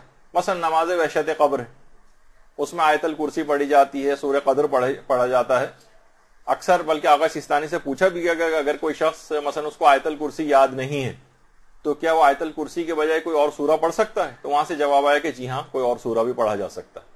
لیکن اور علماء ہیں وہ کہتے نہیں، جو کہ مخصوص ہیں نمازیں اس کے اندر مخصوص ہی سورہ پڑھے جاتے ہیں، تو اس میں تو پھر وہ سورہ نہ چھوڑیں. لیکن بہرحال جیسے نماز وحشت قبر میں آیت اللہ سیستانی نے اجازت دی. تو اچھا، اب نمازوں میں پیغمبر اسلام کی سیرت کیا تھی، کون سے سورے پڑھا کرتے تھے؟ اکثر لوگ یہ کہتے ہیں کہ بھائی جب یہ مستحب ہے تو اس کا مطلب ہے کہ پیغمبر ہمیشہ سورہ قدر اور سورہ توحید ہی پڑھتے ہوں گے. تو یہ مسئلہ الگ ہے، اس کا استحباب ہے یقیناً ہم لوگوں کے لیے. البتہ پیغمبر کی سیرت میں یہ ملتا ہے کہ پیغمبر الگ الگ سورے بھی تلاوت کرتے تھے. یعنی ضروری نہیں کہ فقط اور فقط یہی 2 سورے ہمیشہ ساری زندگی پڑھتے رہے ہوں، دیگر سوروں کی بھی تلاوت کیا کرتے تھے. تو آپ کو بھی اس بات کا اختیار ہے کہ سورہ قدر اور سورہ توحید کے علاوہ بھی دیگر سورے بھی پڑھے جا سکتے ہیں. اور اگر کوئی سورہ یاد نہ ہو اور ہم وہ سورہ نماز واجب کے اندر پڑھنا چاہ رہے ہوں تو کیا ہمیں اجازت ہے کہ ہم اس سورے کو دیکھ کر پڑھ لیں؟ تو اس کا جواب بہتر ہے کہ ہمارے استاد محترم نے دیا ہے، وہ انہی کی زبان سے اگر سن لیں تو اچھا ہوگا. فرماتی کہ واجب نماز میں کیا قرآن سے دیکھ کر سورے پڑھے جا سکتے؟ جیسے مثلا یہ سوال کا جواب اصولاً مجھے کل دے دینا چاہیے تھا، مگر مسئلہ نگاہ میں نہ آ سکا، اس لیے رہ گئے. جیسے جمعے کے دن مرد ہو یا عورت، مستحب یہ ہے کہ ظہر کی نماز میں سورہ جمعہ اور سورہ منافقون پڑھو. ویسے تو مردوں کی بڑی تعداد جمعے کے دن مسجد میں نماز جمعہ پڑھنے چلی جاتی، تو وہاں تو پڑھنے پڑھانے کا سارا کام پیش نماز کر لیتے. لیکن اگر کوئی مرد بھی کسی وجہ جمعہ نہیں پڑھ رہا اور گھر میں نماز ظہر پڑھ رہا تو اس کے لیے ثواب اس میں اس بجائے سورہ انا انزلنا اور قل هو اللہ نماز میں سورہ جمعہ پڑھو. اور عورتیں اکثر جمعے کے دن گھر ہی میں نماز پڑھتی، اتنا ہمارے رواج نہیں ہے مسجد میں جانے کا، چنانچہ ان کے لیے بھی یہ مستحب. تو اب یہ سوال بتا، کل جمعہ تھا، یہ درس ظہر کی نماز سے پہلے ہو رہا تھا، لیکن خیر ابھی رمضان کا جمعہ الوداع باقی اور ابھی بہت سارے زندگی کے جمعے باقی. تو سوال یہ کہ اگر کوئی یہ ثواب لینا چاہے، چنانچہ وہ سورہ جمعہ پڑھنا چاہتی، عام طور پر سورہ جمعہ نہ مردوں کو یاد ہوتا ہے نہ عورتوں کو، تو کیا قرآن ہاتھ میں لے کے یہ سورہ پڑھا جا سکتا؟ جواب ہے کہ جی ہاں، واجب نماز میں بھی اور سنت نماز میں بھی قرآن کریم کا کوئی بھی سورہ قرآن کو دیکھ کے پڑھا جا سکتا ہے. البتہ سورۃ الحمد نہیں، وہ زبانی یاد کر. تو کوئی بھی سورہ دیکھ کے پڑھا جا سکتا ہے، البتہ زبانی سورہ پڑھنے کا ثواب زیادہ ہے اور دیکھ کر پڑھنے سے ثواب کم ہو جاتا ہے. تو بہرحال اچھا، اب ایک مسئلہ یہ بھی ہے کہ پہلی رکعت میں الحمد کے بعد اگر کوئی شخص سورہ توحید پڑھے اور دوسری رکعت میں الحمد کے بعد سورہ قدر پڑھے، یعنی جو نارمل تو طریقہ کار اور جو مستحب ہے اس کے بالکل برخلاف عمل کرے، جیسے پیغمبر اسلام کے سفر معراج کا بھی آپ نے سنا، کیا ہم کو بھی اس بات کی اجازت ہے کہ ہم نے ترتیب بدل دیں، پہلی رکعت میں الحمد کے بعد توحید پڑھیں اور دوسری رکعت میں الحمد کے بعد سورہ قدر پڑھیں، یعنی الٹا کر دیا ہم نے؟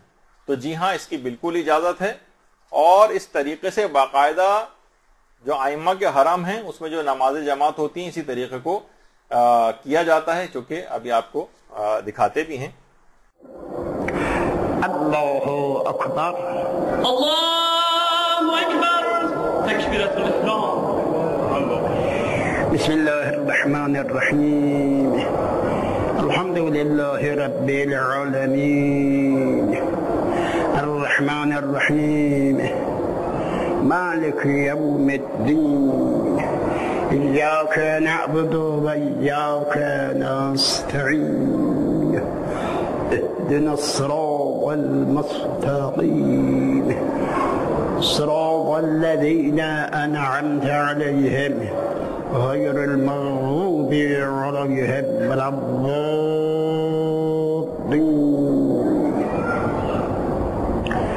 बिस्मिल्लाहिर रहमानिर रहीम क़ुल हुवल्लाहु अहद अल्लाहुस समद लम यलिद वलम यूलद वलम यकुन लहू कुफुवन अहद। अल्लाहु अकबर। Allahu Ekber. سبحان ربي العظيم وبحمده سبحان الله سبحان الله سبحان الله سبحان الله.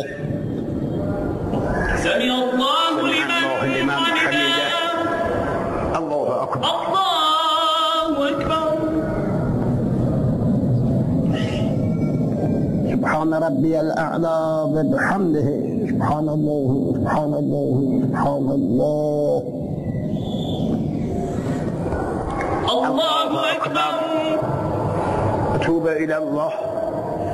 الله أكبر.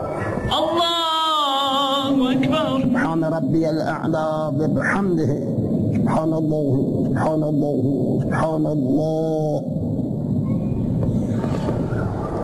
الله أكبر. بحمد الله وقدرته.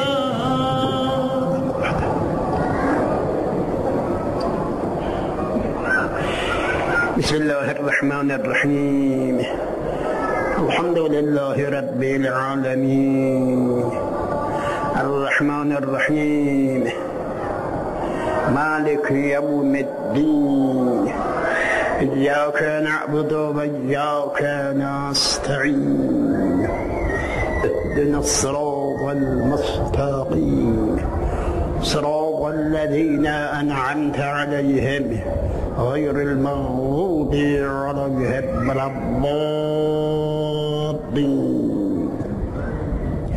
بسم الله الرحمن الرحيم إنا أنزلناه في ليلة القدر وما أدراك ما ليلة القدر ليلة القدر خير من 1000 شهر تنزل الملائكة والروح فيها بإذن ربهم من كل أمر سلام هي حتى مطلع الفجر.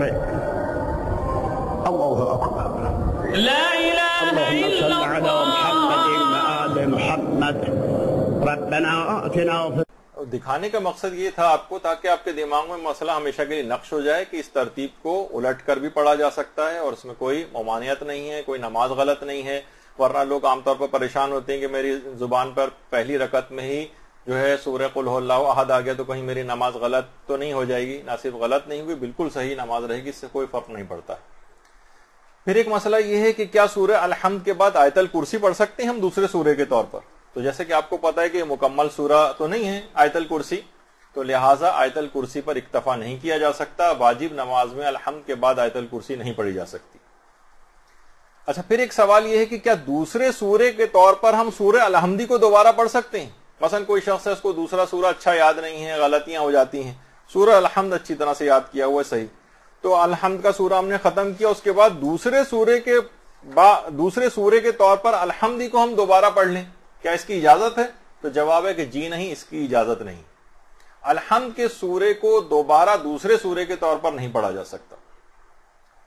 फिर एक सवाल यह कि अल-हम्द के बाद हम एक ही सूरा पढ़ना वाजिब है, हम एक से जायद सूरा पढ़ना चाहें, मसलन अल-हम्द के बाद हमने सूरह इन्ना अंज़लना पढ़ा, फिर उसके बाद हम चाह रहे हैं कि एक सूरा और पढ़ लें, तो इसका जवाब है कि जी हां, इसकी इजाजत तो है, अलबत्ता मकरूह है कि उसके बाद एक जायद सूरा पढ़ा जाए। लेकिन अगर कोई पढ़ ले तो नमाज बातिल नहीं होगी, अलबत्ता सवाब नमाज कम हो जाएगा, क्योंकि एक से जायद सूरा पढ़ना अल-हम्द के बाद एक कराहियत रखता है। ये इस वजह से बता रहे हैं ताकि आपके सामने रहे कि लोग अगर एकदम से कोई और सूरा उनकी जुबान पे आ जाए वो पढ़ दें तो अपनी नमाज को गलत ना समझें। अच्छा, फिर क्या दोनों रकात में अलहम्द के बाद सूरह तौहीद पढ़ सकते हैं? हमने पहली रकत में भी सूरह तौहीद का इंतखाब किया और दूसरी रकत में भी अलहम्द के बाद सूरह तौहीद को पढ़ा। तो जी हां, इस बात की भी बिल्कुल इजाजत है। हत्ता के बड़े बड़े मराजे इस तरीक़ेकार पे अमल करते हैं, जैसे कि अभी आपके सामने वो भी पेश कर देते हैं।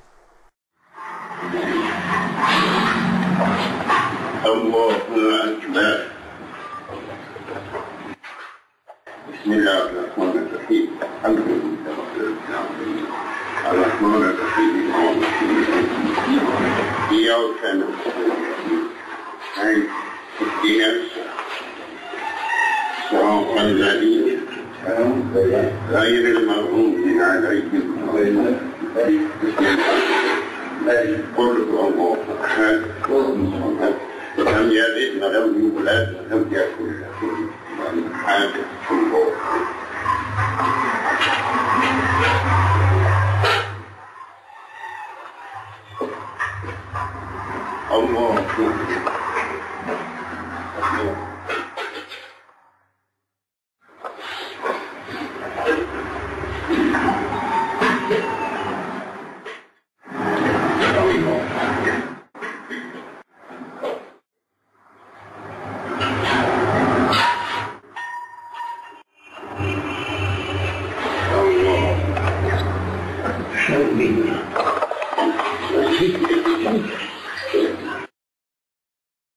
بسم الله الرحمن الرحيم الحمد لله الرحمن الرحيم إياك نعبد اهدنا الصراط الذين غير المغضوب عليهم بسم الله قل هو الله احد الله الصمد لم يلد ولم يولد ولم يكن له احد الله سبحان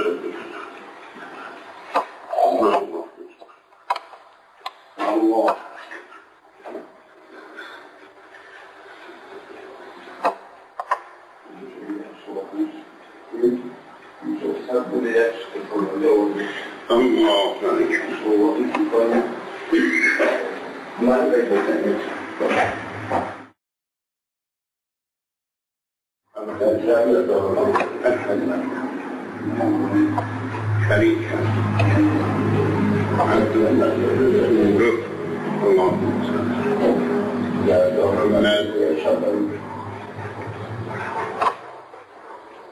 السلام عليكم السلام عليكم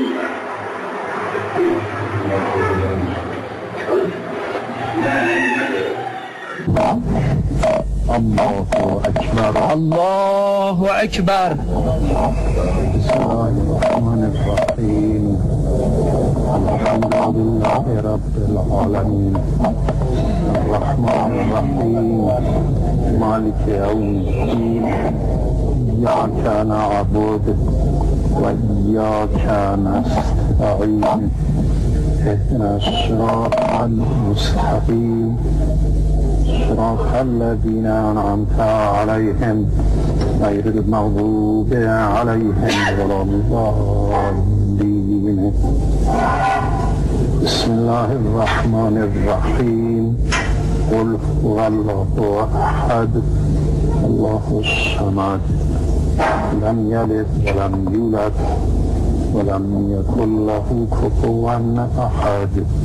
كذلك الله أكبر. سبحان الله.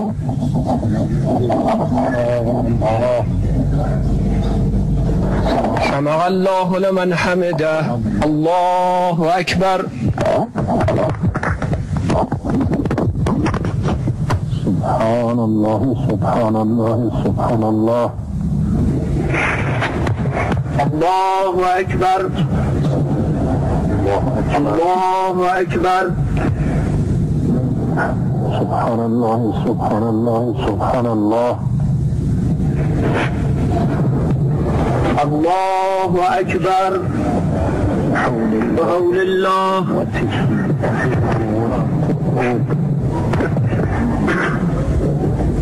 بسم الله الرحمن الرحيم الحمد لله رب العالمين الرحمن الرحيم مالك يوم الدين إياك نعبد وإياك نستعين اهدنا الصراط المستقيم صراط الذين أنعمت عليهم غير المغضوب عليهم ولا الضالين بسم الله الرحمن الرحيم قل هو الله أحد الله الصمد لم يلد ولم يولد ولم يكن له كفوا أحد. آپ نے دیکھا کہ دونوں مراجع نے، امام خمینی نے بھی اور آیت اللہ خوئی نے بھی الحمد کے بعد سورہ توحید ہی پڑھی، تاکہ آپ کے دماغ میں رہے کہ کبھی کوئی ایسا مسئلہ پیش آ جائے تو دونوں رکعات میں سورہ توحید پڑھی جا سکتی ہے. آپ نے خود مراجع کا طریقہ کار بھی اس میں دیکھا. اچھا، اگر کوئی کسی آیت کو صحیح طور پر تلفظ نہ آپ کر سکیں، اس کی وجہ سے آپ آیت کو دوبارہ بار بار پڑھیں، تو کیا یہ جائز ہے؟ جی ہاں، جب تک کہ وسواس کی حد تک معاملہ نہ جائے. لیکن اگر کئی مرتبہ کسی بھی آیت کی آپ تکرار اگر کر دیں تو اس سے کوئی سجدہ سہو وغیرہ بھی واجب نہیں ہوتا. یعنی آپ صحیح طور پر چند مرتبہ بھی کسی بھی آیت کی تکرار کر سکتی ہیں اور اس کو بار بار پڑھ سکتی ہیں جب تک کہ آپ اسے صحیح طور پر قرات نہ کر لیں. اس میں کوئی لوگ سوچتے ہیں کہ شاید ہم جو بار بار پڑھ رہے ہیں 2 یا 3 دفعہ ہم نے آیت کو پڑھ لیا تو کہیں اس سے سجدہ سہو تو واجب نہیں ہو جائے گا. کہ نہیں، اس سے سجدہ سہو واجب نہیں ہوتا، اس کی تکرار کی جا سکتی ہے. اچھا، اب جیسے کہ ابھی آپ نے سنا کہ سورہ قدر کی تلاوت کا بہت ثواب ہے، سورہ توحید کی تلاوت کا بہت ثواب ہے. اتنا زیادہ ثواب ہے تاکہ آپ جب کبھی سورہ قدر پڑھیں تو واقعی آپ کو پتہ چلے کہ یہ کتنے عظیم سورہ آپ تلاوت کرنے جا رہے ہیں. ثواب الاعمال میں شیخ صدوق نے باقاعدہ یہ روایت نقل کی ہے کہ جو شخص بھی اپنی واجب نماز میں سورہ قدر پڑھتا ہے اسی وقت ایک منادی ندا دیتا ہے. وہ ندا تو آپ کو سنائی نہیں دیتی، لیکن روایات میں ائمہ معصومین نے وہ آپ کو ندا بتا دی. اسی وقت پروردگار کی طرف سے ایک منادی ندا دیتا ہے کہ تیرے تمام پچھلے گناہ معاف کر دیے گئے ہیں، اب نئے سرے سے اعمال شروع کر. اللہم صلی علی محمد و علی محمد.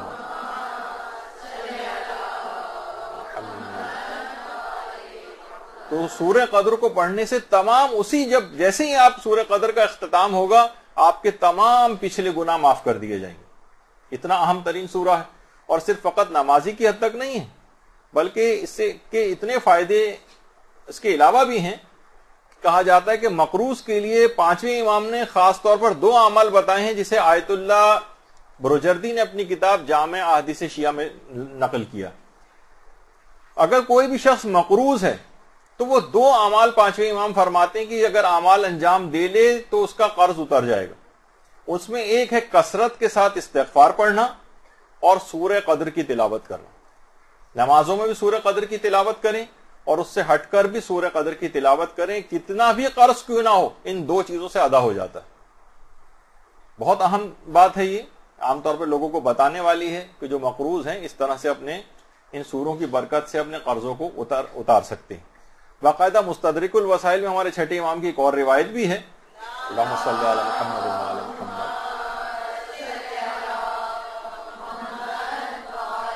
اور وہ ہر شخص ہر وقت کر سکتا ہے. کبھی بھی جب بھی آپ پانی پینے لگیں، 6 امام فرماتے ہیں کہ سورہ قدر کو اگر پانی پر دم کر کے پی لے تو اس کی آنکھوں کی بینائی بہت زیادہ تیز ہو جائے گی. سورہ قدر کو تلاوت کرے اور پانی پہ دم کر دے اور اس کے بعد اس پانی کو پی لے، اس کی بینائی تیز ہو جائے گی. اور علماء سورہ قدر کو وسعت رزق کے سلسلے میں انتہائی مجرب بتاتے ہیں کہ اگر کوئی شخص سورہ قدر کو تلاوت کرے، روزانہ نماز فجر کے بعد 10 مرتبہ سورہ قدر کی اگر تلاوت کرے اور اس سے تخلف نہ کرے، یعنی اس کو چھوڑے نہیں، ایسا نہیں کبھی کر لی کبھی نہیں کی، نہیں، اسے کنٹینیوس جاری رکھے، بالکل پابندی کر لے اس کی، تو فرماتے رزق کے سلسلے میں پھر وہ خدا کی قدرت کا مشاہدہ کرے گا. روزانہ نماز فجر کے بعد 10 مرتبہ سورہ قدر کو پڑھنا یہ قدرت خدا کا مشاہدہ کروائے گا رزق اور روزگار کے سلسلے میں. ایسی ایسی جگہوں سے اس کے پاس رزق آئے گا کہ اس کو گمان تک نہیں ہوگا. اور روزانہ اس کی تلاوت رمضان کے روزوں کا ثواب دلواتی ہے اور شب قدر کے احیا یعنی اس کو جاگ کر عبادت میں گزارنے کا ثواب دلواتی. سوچیے کہ ایک سورہ قدر آپ پڑھ رہی ہیں ہر نماز میں اور اتنا زیادہ ثواب اس کا رمضان کے روزوں کا ثواب بھی ساتھ میں مل رہا ہے, پوری رات شب قدر میں جاگ کے عبادت کرنے کا ثواب بھی مل رہا ہے. خود اس کے ثواب کے کوئی حد اور انتہا نہیں شب قدر میں جاگنے کا, وہ آپ کو صرف سورہ قدر کو نماز میں پڑھ کر ہی اتنا ثواب مل جائے گا. یہی وجہ ہے کہ آیت اللہ سید عبد الکریم کشمیری جو عملیات کے سلسلے میں انتہائی مشہور, وہ فرماتے تھے کہ بہت سے اذکار ایسے ہیں اور قرآنی سورے ایسے ہیں جو کسی خاص عدد میں معین نہیں ہے. یہ جتنا بھی زیادہ سے زیادہ آپ پڑھیں آپ پڑھ سکتی ہیں. ان کو کسی عدد میں منحصر نہیں کیا گیا اور ان کو اذکار بے عدد کہا جاتا ہے. بس یہ زیادہ سے زیادہ پڑھیں. بہت ساری چیزیں انہوں نے بتائی ہیں اذکار بے عدد میں, مثلا یا اللہ یا اللہ یا اللہ, جتنا بھی چاہیں آپ اس کو پڑھ سکتی ہیں. فائدے اور ثواب بڑھتے ہی چلے جائیں گے, کسی عدد میں منحصر اور معین نہیں. یہ اذکار بے عدد, یا رب یا رب یا رب یا رب یا رب, جتنا بھی سانس جب تک نہ ٹوٹیا پڑھتی جائیں, سانس لے کر پھر دوبارہ پڑھنا شروع کر دیں. لا الہ الا اللہ یہ بھی اذکار بے عدد میں سے, جتنا چاہیں اس کو ہر وقت ہی پڑھتے رہنا چاہیے. یا اللہ یا اللہ یا اللہ یا اللہ جتنا, یہ اذکار بے عدد میں سے.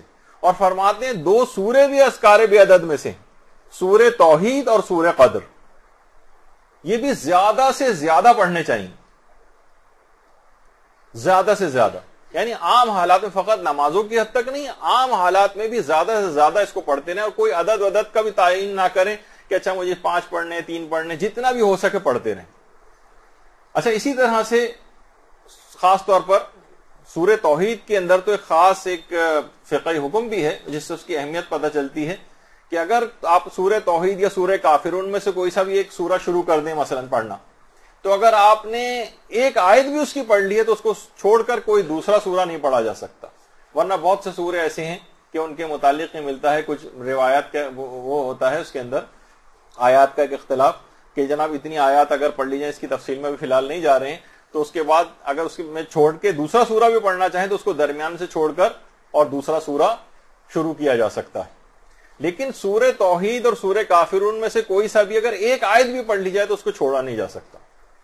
اور سورہ توحید کے متعلق یہ ہے کہ ایک ہی سانس میں اس سورہ توحید, کیونکہ چھوٹا سورہ ہے, اکثر لوگ بسم اللہ سے لے کر کفوان احد تک ایک ہی سانس میں اس کو پڑھتے ہوئے چلے جاتے ہیں, تو اس میں ایک ہی سانس میں اس کا پڑھنا مکروہ شمار کیا گیا.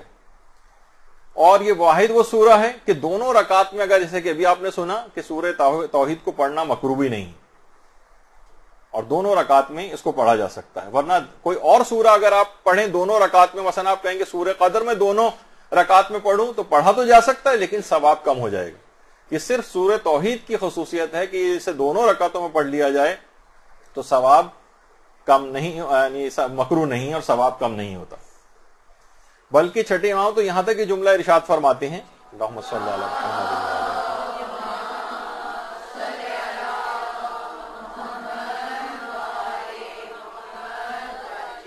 کہ شب و روز کی اگر انسان نمازیں پڑھے اور پنجگانہ نمازوں میں کسی ایک میں بھی سورہ توحید نہ پڑھے تو اس وقت ایک منادی ندا دیتا ہے اور کہتا ہے کہ بندہ خدا تو نماز گزاروں میں سے نہیں. یعنی 5 نمازیں اس کی دن کی ایسی گزر جائیں جس میں ایک میں بھی سورہ توحید نہ پڑھے, اگرچہ اس کی اجازت ہے اس کو, لیکن بہرحال اس کی تاکید اور کے طور پر یہ بات روایت میں کہی گئی کہ ایک منادی ندا دیتا ہے اور کہتا ہے کہ بندہ خدا تو عبادت گزاروں میں سے نہیں. اور کہا جاتا ہے کہ سورہ توحید جو ہے اس کے اسرار اور حقائق کو سمجھنے سے عقل انسانی عاجز ہے, اور فقط صاحبان معرفت ہی اس کے حقائق کو درک کر سکتے ہیں, جو اتنا چھوٹا سا سورہ ہے نا سورہ توحید. اور یہ ایک ایسی امانت ہے کہ سوائے انسان کے کوئی مخلوق اس کو حمل کرنے کی طاقت نہیں رکھتی سورہ توحید کو. اور ہمارے امام زین العابدین علیہ الصلوۃ والسلام فرماتے ہیں اللہم صلی علی محمد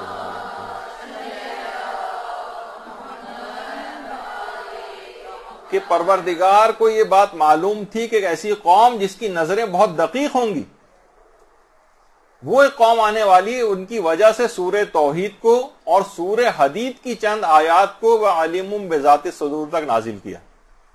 یعنی آخری زمانہ جو کہ انتہائی علوم کے اندر کافی زیادہ مہارت رکھ لے گا، بہت دقیق اس کی نگاہیں ہوں گی، ان کے لیے خاص طور پر سورہ توحید کے اندر ایسے حقائق اور اسرار موجود ہیں، جتنا دقت نظری کرتے جائیں گے اسرار کھلتے چلے جائیں گے. ان کے لیے سورہ توحید کو اور سورہ حدید کی آخری آیت کو وَعَلِمٌ بِذَاتِ الصُّدُورِ تک پروردگار نے نازل کیا. اور پیغمبر یہ بھی فرماتے ہیں کہ اگر کوئی شخص ہر نماز کے بعد، ایک تو نماز کے دوران پڑھنا ہے، ہر نماز کے بعد بھی اگر کوئی شخص سورہ توحید پڑھے، قُلْ هُوَ اللَّهُ أَحَدٌ، تو فرمایا کہ خدا اس کے لیے دنیا اور آخرت کی بھلائی کو لکھ دیتا ہے، اور اس کے ماں باپ کو اور اس کی اولادوں کو بھی بخش دیتا ہے.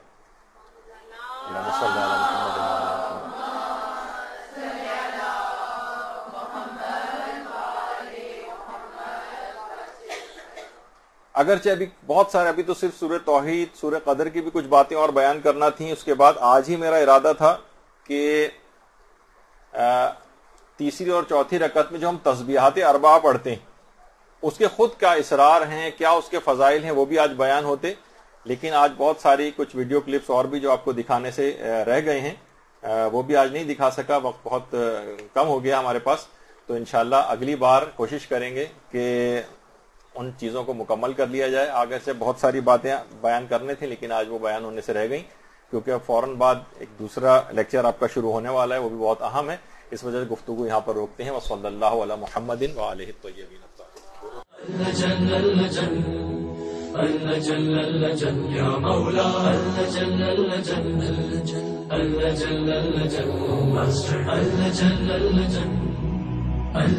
يا صاحب السماء